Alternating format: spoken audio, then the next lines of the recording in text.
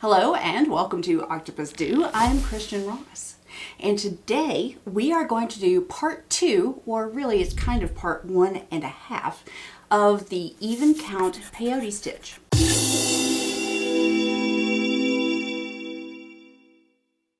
Now basically last time I talked about just how to do the stitch. I used this particular set of alphabet beads so that on a large scale you could see how everything fit together.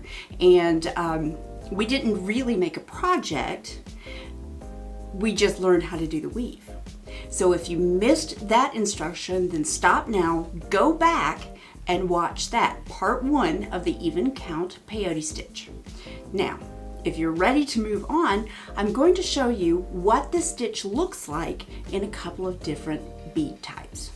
So let's get started.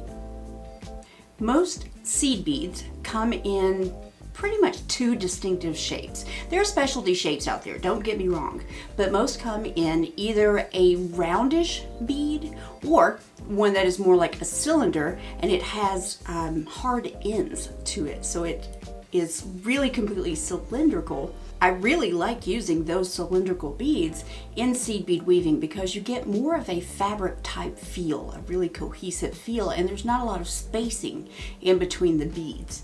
But there is no reason whatsoever that you can't use the regular seed beads that are rounded off on the ends in Peyote Stitch. So the first thing that I'm going to show you is that rounded off bead in Peyote Stitch, because really they're more common. You'll find those out a lot and you'll find them in bigger sizes. So I'm going to show you how to do this with some Czech Glass seed beads. These are really pretty. These have a really pretty metallic finish, and I'm going to say they're probably a size 6 in your seed beads. And with seed beads, the larger the number, actually the smaller the bead. So a size 6 is a pretty big bead. So I like that a lot. And Czech glass just means that these glass beads come from the Czech Republic. They're just really pretty. I like those a lot. So to get started, what we're going to do is take a little bit of your stringing material. This time I'm going to use Fireline. You can use Fireline, Wildfire. If you wanted to use Eslon or anything like that, it is going to work with these beads because they are a little bit bigger, they have a bigger hole.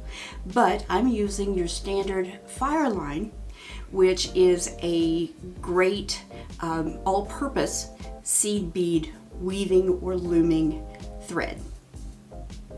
The particular size that I'm using on this is the 6-pound size, which is a good medium size. What that 6 pound means is that it will hold 6 pounds of pressure before it breaks. So I've strung my needle. I went ahead and did that ahead of time so you don't have to wait on me to try to thread my needle. So I've just threaded my needle, and I'm going to use this needle and I'm going to pick up 1 bead. And that bead is going to be my stop bead. If you watched the last video, you remember we put a bead on the very end to keep all of the other beads from falling off. So I take that and slide this bead all the way down to the end of my thread. I circle around and come back through it and pull that tight. And that way, I don't have to make a knot at the end of my thread that I'll have to cut that out later. I just have this bead pretty much stuck on here with friction, and that's going to keep the rest from falling off. We're going to do an even count peyote stitch. I'll show you how to do odd count later. That's an additional step, so we want to go with the even count now. What that means is we have to choose an even number of beads, not counting the stop bead. So I'm going to use the number 6 just like I did when I did my demo with the letters. So I'm going to pick up 6 additional beads. I'll show you a simple technique of picking up beads that makes it really easy. I'm taking the end of my needle here, thread is back here, end of the needle, and I just put it over the hole and press down, and that bead pretty much flips up on its end and jumps onto the needle. That's kind of cool. So I'll show you that again. That was number 1, 2, slide it down, 3, whoops, 3, slide it down. Now I've got 3 on here. I'm going to slide them down on my thread. 4, 5, 6. So when you get some practice going on here, you see how you just pick one up like that and tilt your needle up and it slides down, then you grab it and slide them onto your thread. So now I have 6 seed beads on my thread plus my stop bead that I'm going to use. So these 6 seed beads actually are going to be the first row and a half, or the first 2 rows, because they're going to go up and down. You know, if you watch the last video, you know exactly what I'm talking about. So I'm going to pick up the first bead of the next row. It's bead number 7, but it's bead number 1 of the next row. So I'm picking up 1 bead, I'll slide it down. There you go, it's right here. Now, I'm going to hold on to that stop bead. See, he's past my thumb. And then, since this guy is going to go over on top for the next row, I sew through the next bead down, which is this guy right here. So that's number 6. Number 7, go back through that one. So I'm just going to hold on to this and pull the thread, and that makes the end flip around there.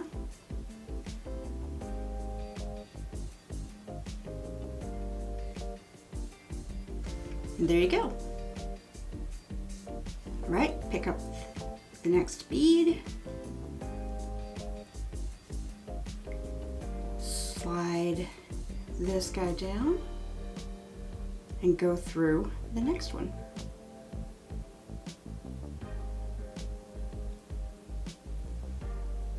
Pull everything tight, and you start seeing that hopscotch pattern, or, well, it's the peyote stitch pattern emerging. You have 2 beads, 1, 2 beads, 1, just like that. Pick up my next bead,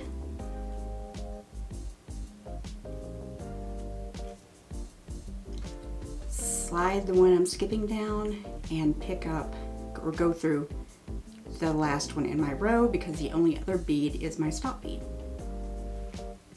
Pull that tight, and it kind of looks like a mess, but I'll tell you, the more rows that you add, the more it looks better and makes more sense. And that's the first pretty much 3 rows. So I've got 2, 1, 2, 1, 2, 1. I'm ready to start my next row. So here's my string, and I slide a bead down, it'll go right here, and I go through that one. So I'm going to go ahead and do that and make a few rows so you can just watch. And if you have any confusion about this pattern, exactly what I'm doing, then go back and watch part 1. Now I will point out, this is how I'm going to hold everything, because a lot of times just learning how to hold everything is going to help you so much when you're working. I'm right-handed, so I have my left hand, and I set my stop bead and my string there, and I'm holding the project I'm working on, against my first finger there, and then I put my thumb alongside and I'm pinching everything this way. This holds everything straight as I sew through, and I can just move the piece down as I work, but I'll be pinching and holding it the entire way. Always be careful to make sure you don't get everything on your table wrapped up in what you're doing. It's a lot easier if you don't take the entire hank of beads into your project. So I've reached this end of this row, so I'm going to start back and go the other direction.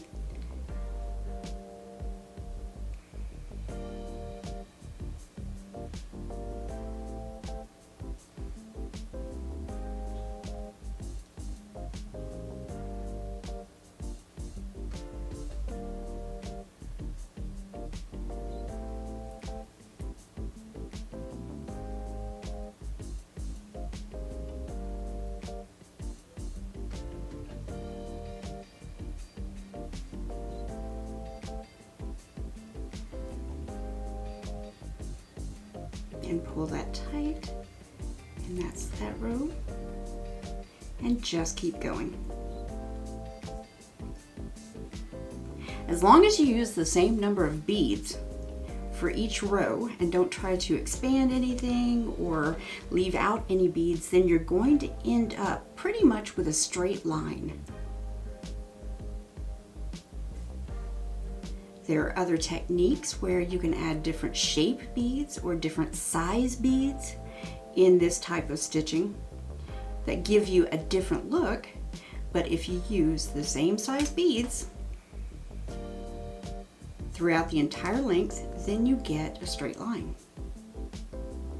Another trick I'll show you is the fact that, like I said, I'm right-handed. Well, I'm very right-handed. Pretty much, I don't do much crafting with my left hand because it's not as coordinated. So something that you can do is flip your work around so that you're always sewing from the same direction. Now, how that works is, I like sewing basically kind of toward me.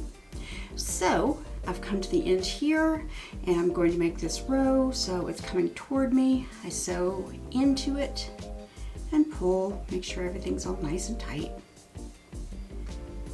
And I'll do this one row like as normal because we've been going back and forth. So I'm sewing toward me. Make sure my thread as I'm looping around doesn't catch the end beads or anything like that. Pull that through. So I've reached the end of this row, and like I said, I want to keep sewing toward me, so I'll flip this around because these are round beads, and so they're the same pretty much on all sides. And so since I flipped that over, this side is just as pretty as the front side, so I'm just going to keep sewing toward me. That's my cool little tip when I'm doing peyote stitch. So I always sew in the same direction. It just makes it easier on me. It's not something you have to do. So I again reach the end of the row, flip it over. So I'm going to keep going this direction.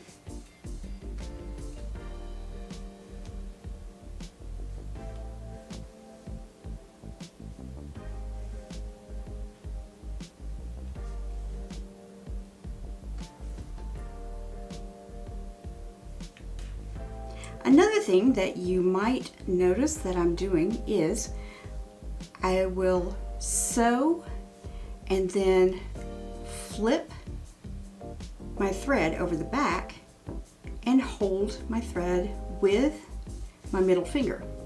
What that does is it keeps the thread tight that I'm working on, and so the weave itself doesn't start getting loose. Again, that's not something you have to do. That's just a particular way that I hold everything that keeps everything tight, and I don't have to go and pull really hard when I get to the end of each row, and it keeps everything from getting way too loose. So I made it to the end, flip it over, do that little holding trick there, pick up my next bead, and I'll do a few more rows. So I sew and I get my finger out of the way so the loop closes without my finger in it. Put my finger over the back, hold the thread,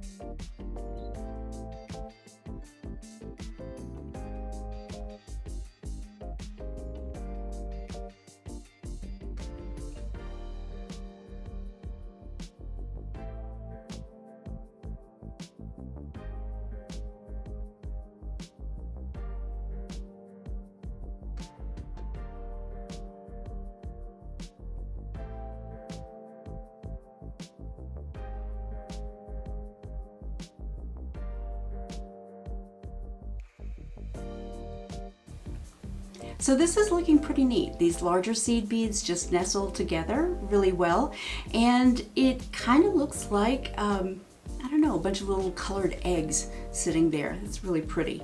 And as you can see, it was all like a little wonky when you started, but as you keep going, it straightens out. Now I'm going to set this piece aside because I want to show you what this same weave looks like with the cylinder beads that I was talking about. Now these guys are Delicas. Delica is a brand of seed beads that make that cylinder shape that I was talking about, and they're very uniform and they come in a variety of colors. They're very small. These are particular 11 size, which the big ones that we're using here, remember that was your size 6, so you can see the difference there. Now because these beads are so small, I'm not going to do a lot of weaving on camera for you because it's going to be really hard to see because they're small, but I am going to show you how to start just like I did with the other beads, so you have that reference. Again, put a little stop bead on the end and pick up your 6 beads.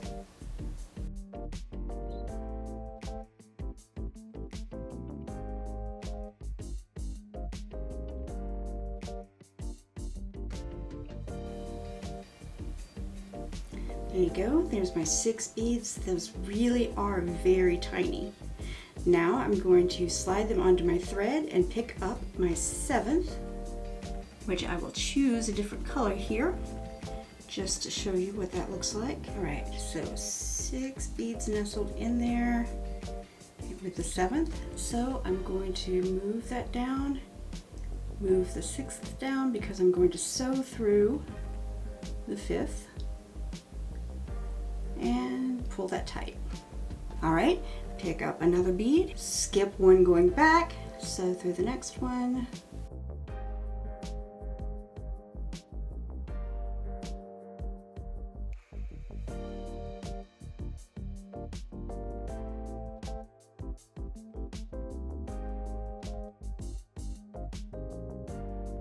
Pick up another bead and sew through the last one in the row. Pull everything tight, and you can see what this looks like with the teeny tiny beads. And you're ready for the next row. Do you see how when you're using these cylinder beads, everything lines up really nicely? So I'm going to do the next row, and then we'll move on to some more information, tips and tricks that I'm going to show you.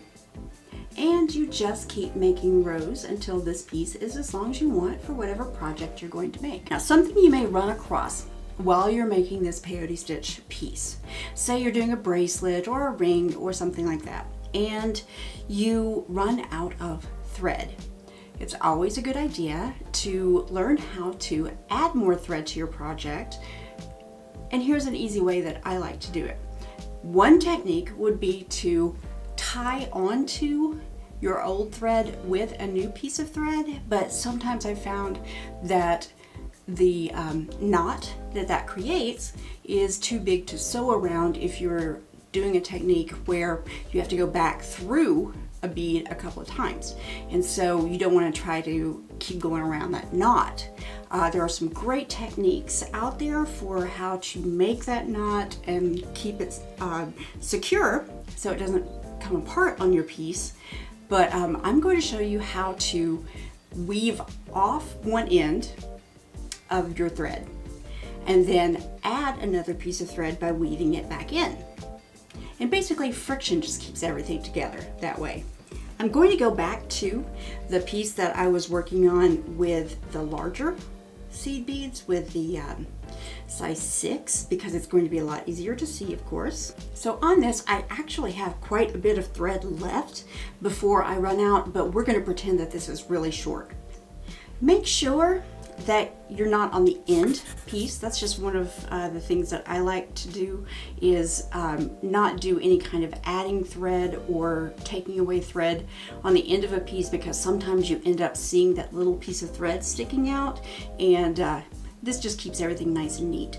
So what I do is I'm coming out of this last bead, and the next step would be to turn around and go on this row. So what I do is I pick up another bead, just like we normally do. I'm going to slide that down. I come back through this bead just like normal. And there you go. So now that bead is on the end and my thread is coming out of the second bead. So now I have to take this thread and I'm going to weave it back into the project and bury it. I've come out of this one, the second one from the end, and peyote stitch kind of lends itself to all of the beads lining up diagonally with the hole open to each other, so I like to go down diagonally. So I'll go through that one, and then the one right below it, and the one below that, until I come out the end right here. So I pull my thread through there. I just need to pick another direction. I can go further down, or I can turn around and go back up. And so I'm going back up. I come in from the side here and through that bead. And sometimes you just have to wiggle your needle around until you get it where it needs to be and pull that through. So now my thread's coming out here. So I've gone 2 passes. I went down one and up another. I want to go at least 3 or 4 passes, and the more times you change direction, honestly, the better it's going to hold. Go through that bead, wiggling everything around, and there. Just like that. So it's going through those 3 beads, pull. So I'm just going to go one more. So I'm going back up so that I'm coming out the same bead, and you don't have to come out the same bead, but I'm coming out the same bead that I was coming out with earlier. I can now cut this. Use your cutters or thread zap or just any sharp scissors. Fireline is very tough to cut, which is good because it's going to keep your beads from breaking, your piece from breaking. So I have effectively buried my thread in this piece. The only thread that's still on here is the one on the end, and I can go back, because that's the one with the stop bead, I can go back and weave that back into the piece, and that will pretty much just finish off the ends of my thread there.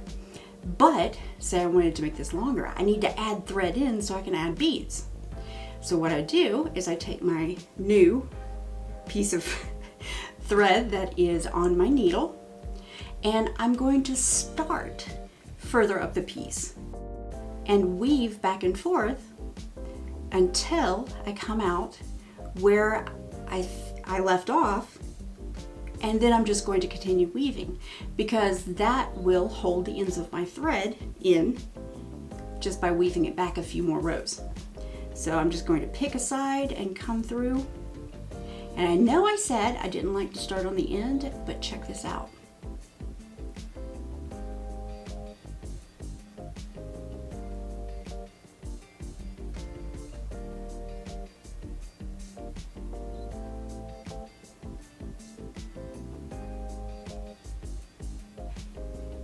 Pull my thread through. Well, look at the end. If I'm very careful, I can pull the end of the thread into that row. So you can't see it. So it's completely buried way down inside that piece. And then I'll come through another row. So I just go back one. And it's completely random how I go back and forth when I'm weaving this.